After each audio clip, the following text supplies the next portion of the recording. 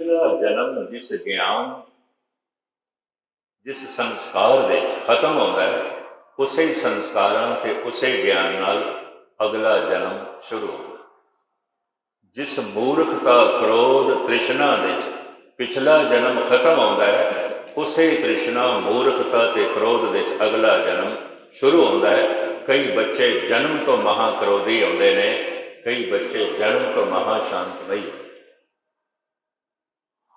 कई बच्चे जन्म तो महामूढ़ होंदे ने, कई बच्चे जन्म तो महासियाणे, कई बच्चे जन्म तो बड़े संतोखे होते हैं, कई बच्चे जन्म तो ही बड़े तृष्णालु। मैं रात को घर विच सौ गया और जिन्हां जिन्हां चीज़ों नाल मेरा संबंध सी टुट गया, मैनूं नींद आ गई।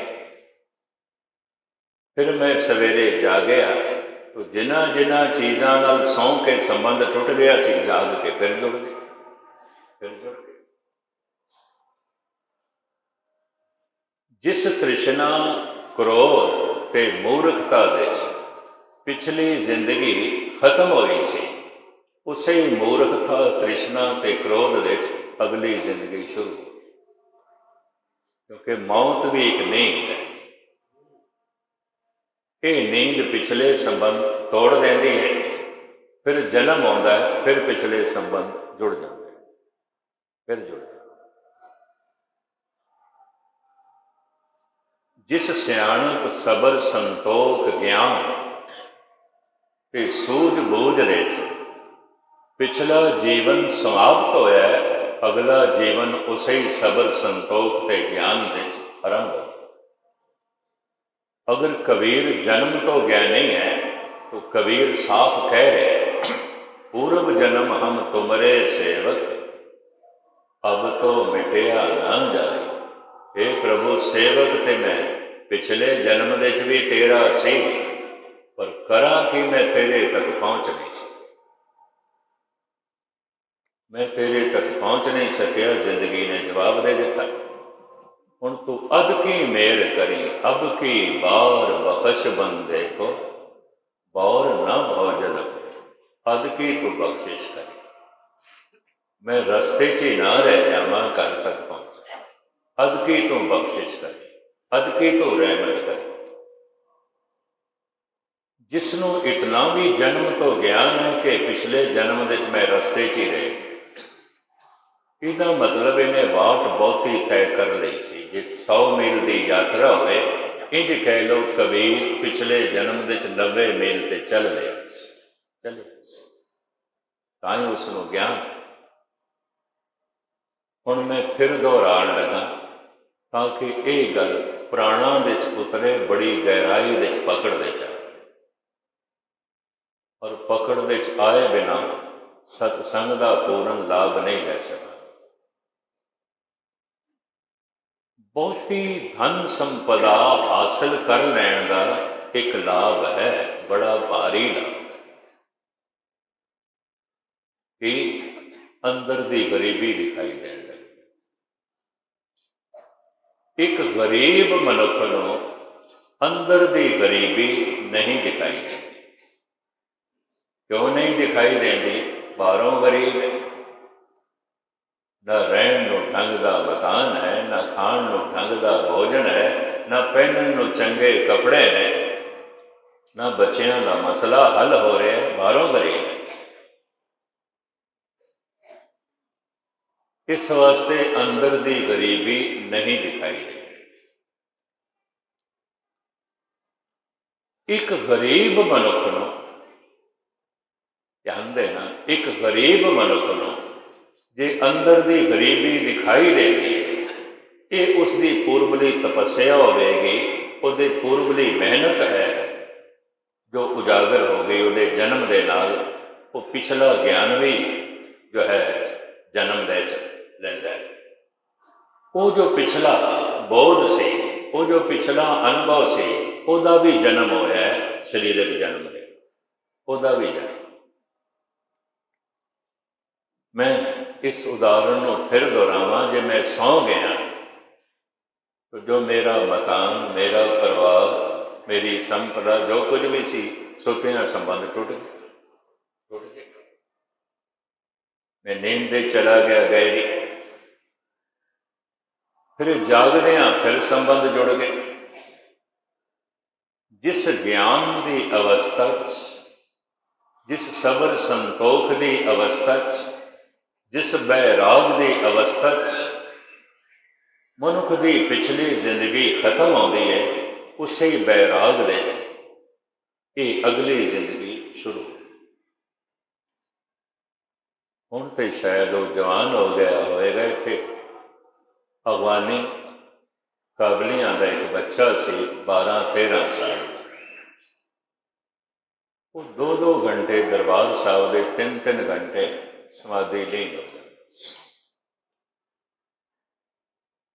कदी कदी मेरे को आउंदा सी, माँ बाप उसदे रोंदे सन, इहदी पढ़ाई लिखाई का की होवेगा, कहने कि इनू समझाओ।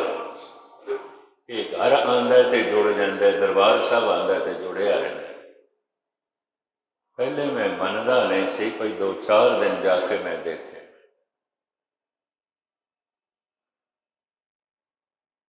फिर एक दिन मैनू कहन लगा, गहने जी तुहाडे नाल जिहड़ा एक बंदा आया वो बेहतर होवेगा कल तो ना आवे। मैं कहा मैं चला आया सी ते नाल आ गया है, कि हुण मैं भी कल तो नहीं आना, मैं देख लिया। मैं कहा उस बंदे च की है? कहता पता नहीं उहदियां तरंगां, उहदी वाइब्रेशन मैनू विघन पाती, विघन। बहुत चिट्टा कपड़ा है, निक्का जिहा भी काला दाग दूरों दिखाई दे।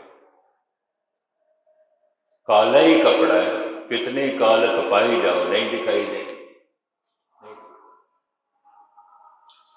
निर्मल हृदय से माड़ी जिहा भी जिहड़ी तरंग है वो चोट पहुँचाती सी, दुख देंदी सी। ਉਹਦੇ माँ-बाप ਨੂੰ मैं ਕਿਹਾ ਤੁਸੀਂ चिंता छड़ो, ਇਹਦੇ कोई पूर्वले संस्कार ने, ਇਹਦੀ पिछली वाट बहुत सारी तय हो गई सी, थोड़ी रहिंदी है। ਇਹਦਾ जन्म होया, उस ज्ञान का भी जन्म हो गया, ਇਹਦੀ इस जन्म की साधना नहीं, ये नहीं। हुण मैं भावें कहना तो नहीं चाहता सी, आ गई है जबान ते गल। परसों एक बच्ची जलंधर तो मैनू मिलण आई, सिर्फ 15 साल की होगी, सारिਆਂ के सामने सारिਆਂ ने देखी,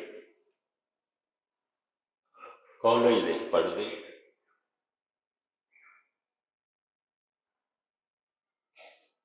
और रोन भी लग पई। कहने लगी पिता जी मैं थोड़े नाल रवां, मां नाल आई सी। मैं कहा तू पढ़ रही है, अपनी पढ़ाई पूरी कर। कहती की करा, मैं कॉलेज दे जाने किसी होर दुनिया च खो जाने।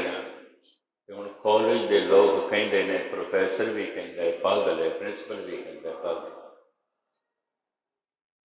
माँ बाप भी।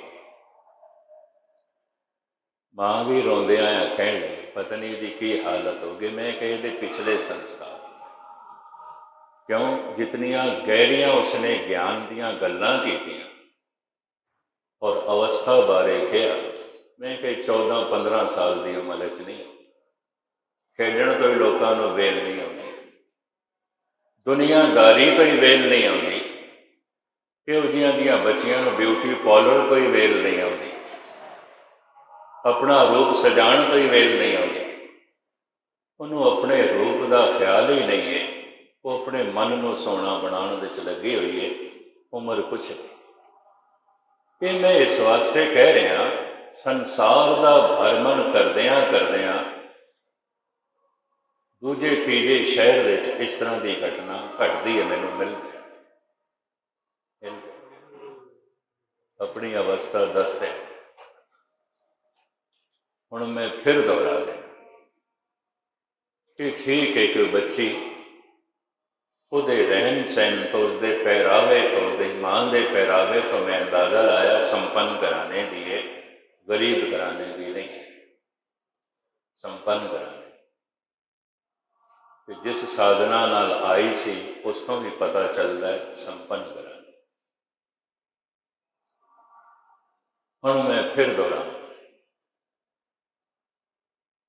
ਬਹੁਤਾ ਧਨ ਕਮਾ ਲੈਣ ਦਾ ਇੱਕ ਲਾਭ ਹੈ, ਬਹੁਤ ਵੱਡਾ ਲਾਭ ਹੈ ਕਿ ਅੰਦਰ ਦੀ ਗਰੀਬੀ ਦਿਖਾਈ ਦੇਣ ਲੱਗੀ। ਇੱਕ ਗਰੀਬ ਮਨੁੱਖ ਨੂੰ ਅੰਦਰ ਦੀ ਗਰੀਬੀ ਨਹੀਂ ਦਿਖਾਈ ਦਿੰਦੀ, ਕਿਉਂਕਿ ਬਾਹਰੋਂ ਗਰੀਬ ਹੈ, ਬਾਹਰੋਂ। ਅਗਰ ਇੱਕ ਗਰੀਬ ਮਨੁੱਖ ਨੂੰ ਵੀ ਅੰਦਰ ਦੀ ਗਰੀਬੀ ਦਿਖਾਈ ਦੇ ਗਈ ਹੈ, ਇਹ ਉਹਦੀ ਪੁਰਬਲੀ ਤਪੱਸਿਆ ਹੋਵੇਗੀ। ਕਬੀਰ ਕਹਿੰਦੇ ਨੇ, ਹਮ ਨਿਰਧਨ ਜੋ ਇਹੋ ਧਨ ਪਾਇਓ, ਮਰਤੇ ਫੂਟ ਗਵਾਨੀ। ਬੜੇ ਬੜੇ ਧਨਵਾਨ ਫੁੱਟ ਕੇ ਮਰਦੇ ਪਏ ਨੇ, ਜਿਸ ਦਿਨ ਦਾ ਮੈਂ ਨਿਰਧਨ ਨੂੰ ਪ੍ਰਭੂ ਦੇ ਨਾਮ ਦਾ ਧਨ ਮਿਲੇ। ਮੈਂ ਬੇਪਰਵਾਹ ਹੋ ਗਿਆ, ਮੈਂ ਉਹਨਾਂ ਦੀ ਗਰਜ਼ ਨਹੀਂ ਰੱਖਦਾ। ਹਮ ਕਾਹੋਂ ਕਿ ਕਾਂਡ ਨਾ ਕਰ, ਮੈਂ ਕਿਸੇ ਦੀ ਕਾਂਡ ਨਹੀਂ ਰੱਖਦਾ, ਮੈਂ ਬੇਪਰਵਾਹ ਹੋ ਗਿਆ। ਚੰਗੇ ਚੰਗੇ ਗੁਣਵਾਨ ਧਨਵਾਨ ਮੈਨੂੰ ਵੇਖ ਕੇ ਜਲਦੇ। ਹਮ ਨਿਰਧਨ ਜੋ ਇਹੋ ਧਨ ਪਾਇਓ, ਮਰਤੇ ਫੂਟ ਗਵਾਨੇ। ਇੱਕ ਗਰੀਬ ਮਨੁੱਖ ਨੂੰ ਜੇ ਅੰਦਰ ਦੀ ਗਰੀਬੀ ਦਿਖਾਈ ਦੇਣ ਲੱਗ ਪਈ ਹੈ ਤੇ ਅੰਦਰੋਂ ਸੰਪੰਨ ਹੋ ਗਏ, ਇਹ ਉਸਦੀ ਪੂਰਬਲੀ ਤਪੱਸਿਆ ਹੋਵੇਗੀ, ਪੂਰਬਲੇ ਸੰਸਕਾਰ ਹੁੰਦੇ ਨੇ, ਵਰਨਾ ਐਸਾ ਹੁੰਦਾ।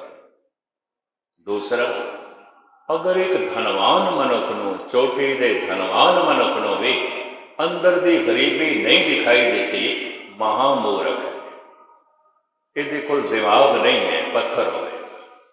ਤੇ ਹੁਣ ਮੈਨੂੰ ਕਹਿਣ ਦੇਣਾ, 90% ਚੋਟੀ ਦੇ ਧਨਵਾਨ ਦਿਮਾਗ ਨਹੀਂ ਲਈ ਫਿਰਦੇ, ਪੱਥਰ ਲਈ ਫਿਰਦੇ,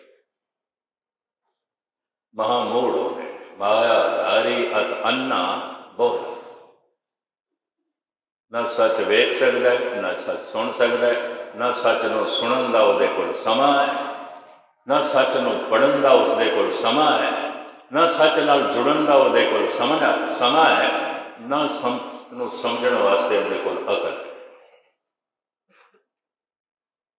ਇੱਕ ਧਨਵਾਨ ਮਨੁੱਖ ਨੂੰ ਜੇ ਅੰਦਰ ਦੀ ਗਰੀਬੀ ਨਹੀਂ ਦਿਖਾਈ ਦਿੱਤੀ, ਮਹਾਮੂੜ ਹੋ ਗਏ। ਵਰਨਾ ਬਹੁਤਾ ਧਨ ਕਮਾਉਣ ਦਾ ਇਹ ਲਾਭ ਹੈ, ਅੰਦਰ ਦੀ ਗਰੀਬੀ ਦਿਖਾਈ ਦੇਣ ਲੱਗ ਪੈਂਦੀ ਹੈ। ਜਨਕ ਨੂੰ ਦਿਖਾਈ ਦਿੱਤੀ ਸੀ, ਭਰਤਰੀ ਨੂੰ ਦਿਖਾਈ ਦੇ ਗਈ ਸੀ, ਰਾਜੇ ਗੋਪੀ ਚੰਦ ਨੂੰ ਦਿਖਾਈ ਦੇ ਗਈ ਸੀ। ਇਹ ਤੇ ਇਤਿਹਾਸਕ ਘਟਨਾਵਾਂ ਨੇ। ਮਹਾਤਮਾ ਬੁੱਧ ਰਾਜਕੁਮਾਰ ਸੀ, ਸਿਧਾਰਥ ਸੀ, ਅੰਦਰ ਦੀ ਗਰੀਬੀ ਦਿਖਾਈ ਦਿੱਤੀ। ਜੈਨ ਧਰਮ ਦਾ ਅਵਤਾਰੀ ਪੁਰਸ਼, 24ਵਾਂ ਅਵਤਾਰ ਮਹਾਵੀਰ ਰਾਜਕੁਮਾਰ ਸੀ, ਸਵਾਮੀ ਮਹਾਵੀਰ। ਅੰਦਰ ਦੀ ਗਰੀਬੀ ਦਿਖਾਈ ਦਿੱਤੀ। ਹੁਣ ਦੂਸਰਾ ਨੁਕਤਾ, ਬਹੁਤਾ ਗਿਆਨ ਪ੍ਰਾਪਤ ਕਰ ਲੈਣ ਦਾ ਇੱਕ ਲਾਭ ਹੈ, ਬਹੁਤ ਵੱਡਾ ਲਾਭ। ਚੋਟੀ ਦਾ ਦਾਰਸ਼ਨਿਕ ਬਣ ਜਾਣਾ, ਚਿੰਤਕ ਬਣ ਜਾਣਾ, ਸਾਇੰਟਿਸਟ ਬਣ ਜਾਣਾ, ਮਨੋਵਿਗਿਆਨਿਕ ਬਣ ਜਾਣਾ, ਮਹਾਨ ਫਿਲੋਸਫਰ ਬਣ ਜਾਣਾ, ਵਿਚਾਰਕ ਬਣ ਜਾਣਾ, ਅਜ਼ੀਮ ਚਿੰਤਕ ਬਣ ਜਾਣਾ, ਇਸ ਦਾ ਬਹੁਤ ਵੱਡਾ ਇੱਕ ਲਾਭ ਹੈ ਕਿ ਅੰਦਰ ਦੀ ਮੂਰਖਤਾ ਦਿਖਾਈ ਦੇਣ ਲੱਗ ਪਈ। ਉਹਨੂੰ ਇੰਝ ਲੱਗਦਾ ਹੈ, ਚਲੋ ਮੈਂ ਇਹ ਨੁਕਤਾ ਤੁਹਾਡੇ ਸਾਹਮਣੇ ਬਿਆਨ ਕਰਾਂ, ਜੈਸੇ ਜੈਸੇ ਇੱਕ ਦਾਰਸ਼ਨਿਕ ਦਾ ਗਿਆਨ ਵੱਧਦਾ ਹੈ, ਵੈਸੇ ਵੈਸੇ ਉਸ ਨੂੰ ਆਪਣੇ ਅੰਦਰ ਦੇ ਅਗਿਆਨ ਦਾ ਪਤਾ ਚੱਲਦਾ।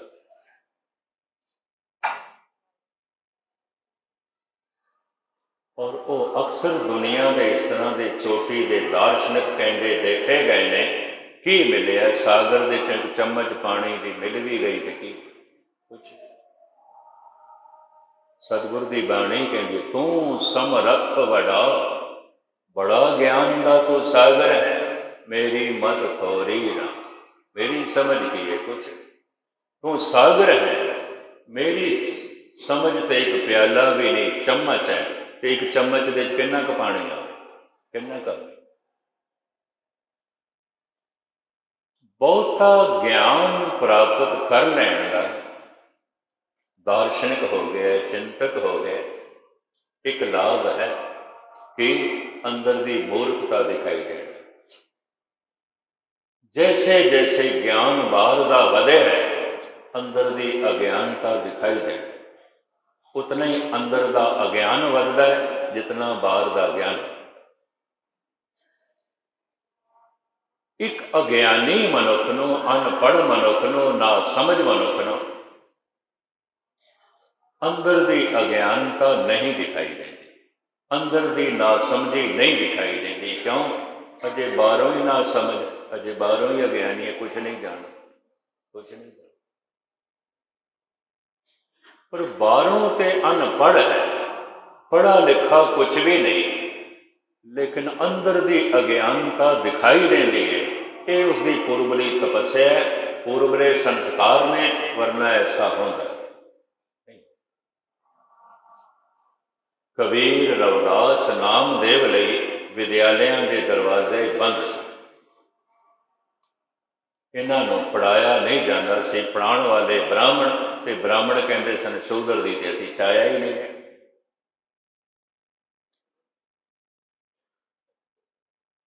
ये नहीं पढ़े, लेकिन फिर भी अंदर की नासमझी का पता चल गया। ये पूर्वली तपस्या, वरना ऐसा नहीं। नहीं, एक महान ज्ञानी ते दार्शनिक नूं भी अंदर के अज्ञान का बोध नहीं होया, अंदर की मूर्खता नहीं दिखाई देती, तो ये कोल अक्षरी ज्ञान का जिहड़ा भंडारा है, वो सिर के उत्ते चुके होया पत्थर है। जिवें खोते के उत्ते किताबां लदियां होवन, इस तरह इसने दिमाग से लदियां, कुछ भी नहीं, कुछ भी नहीं। जाग जाहद हर्षनासी बुम आलम में सवार। शिव सादी कहते हैं खोते के उत्ते 100-150 कुरान शरीफ दियाँ पोथियां लद देंगे, तो खोता खच्चर एक मस्जिद तो दूसरी मस्जिद पहुँचा देवे, तो वली अल्लाह बन जाएगा, पीर साईं बन जाएगा। खोते का खोते इन्ना दार्शनिक हो गया, फिलोसफर हो गया, चिंतक हो गया कि सारा ज्ञान सिर का बोझ बन के रह गया। खोते का खोता, फर्क सिर्फ इतना है, कोई अनपढ़ खोते होंगे ने, कोई पढ़े लिखे खोते होंगे ने, कोई अनपढ़ मूर्ख होंगे ने, कोई पढ़े लिखे मूर्ख होंगे ने। इस सदी में पढ़े लिखे मूर्ख बहुत ज़्यादा ने, बहुत ज़्यादा ने। पढ़िया मूर्ख आखिए जित लब लोभ अंग। जिहड़ा ज्ञान मनुख के लोभ नूं वधा देवे, जिहड़े विचार मनुख के क्रोध नूं वधा देन, काम नूं वधा देन, वासना नूं वधा देन। ये तो इंज होया, दीवा जलाया सी घर रोशनी करने वास्ते, दीवे नाल अपना घर ही फूक दिता। ज्यादा समझ वध गई, तो हुण इस समझ नूं बुराइयां वास्ते वरतना। हुण ध्यान नाल सुन लेना, एक अनपढ़ मनुख, अनपढ़ एक अज्ञानी मनुख कोई बहुत बड़ा गुनाह नहीं कर सकता, ज्ञानी कर सकता, अज्ञानी नहीं कर सकता। 3 करोड़ बंदियां का कातल है मौसे तो। 3 करोड़ चाइनीज़ लोगों को उजाड़ के 3 करोड़ नूं मार के उन्हें चाइना के क्रांति लियांदी। अनपढ़ मनुख ऐसा नहीं कर सकता। उस वक्त की उच्ची तो उच्ची जिहड़ी शिक्षा सी उसने हासिल की, पढ़ा लिखा। कोई अनपढ़ मनुख ऐसा नहीं कर सकता। 2.5 करोड़ बंदियां का कातल है हिटलर, पढ़ा लिखा सी, अनपढ़ नहीं सी। मेरे ख्याल 2 ही साल होए ने, वर्ल्ड ट्रेड सेंटर दियां 2 ਸੰਸਾਰ ਦੀਆਂ ਉੱਚੀਆਂ ਬਿਲਡਿੰਗਾਂ ਨਿਊਯਾਰਕ ਅਮਰੀਕਾ ਸਿਰਫ 2 ਬੰਦਿਆਂ ਨੇ ਹੀ ਗਿਰਾ ਕੇ ਰੱਖ ਦਿੱਤੀਆਂ। 2 ਪਾਇਲਟਸ ਜਹਾਜ਼ ਟਕਰਾ ਕੇ ਗਿਰਾ ਦਿੱਤੇ। 5000 ਬੰਦੇ ਮਰ ਗਏ 1 ਮਿੰਟ। ਤੇ ਪਾਇਲਟ ਅਨਪੜ੍ਹ ਮਨੁੱਖ ਬਣ ਸਕਦਾ ਹੈ? ਅਨਪੜ੍ਹ ਮਨੁੱਖ ਜਹਾਜ਼ ਚਲਾ ਸਕਦਾ?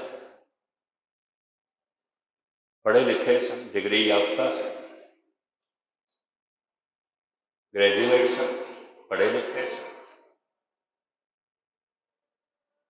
ਫਿਰ ਮੈਂ ਹੋਰ ਵੀ ਜੋ ਹੈ ਅਰਜ਼ ਕਰਾਂ, ਇੰਡੀਅਨ ਏਅਰਲਾਈਨ ਦਾ ਜਹਾਜ਼ ਨੇਪਾਲ ਤੋਂ ਜਿਨ੍ਹਾਂ 5 ਨੇ ਹਾਈਜੈਕ ਕੀਤਾ ਸੀ, 5 ਹੀ ਗ੍ਰੈਜੂਏਟ ਸੀ, ਪੜ੍ਹੇ ਲਿਖੇ ਸੀ।